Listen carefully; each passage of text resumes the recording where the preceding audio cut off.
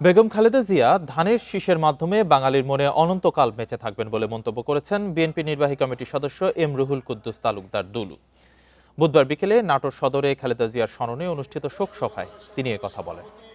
রুহুল কুদ্দুস তালুকদার দুলু বলেন, খালেদা জিয়ার নেতৃত্বে বাংলাদেশ গণতন্ত্র ও জনগণের অধিকার প্রতিষ্ঠার সংগ্রামে বারবার নতুন প্রেরণা পেয়েছে। তার মতে বহুদলীয় গণতন্ত্র পুনঃপ্রতিষ্ঠা এবং জনগণের ভোটাধিকার রক্ষায় খালেদা জিয়ার আপোষহীন ভূমিকা ইতিহাসে চিরস্মরণীয় হয়ে থাকবে।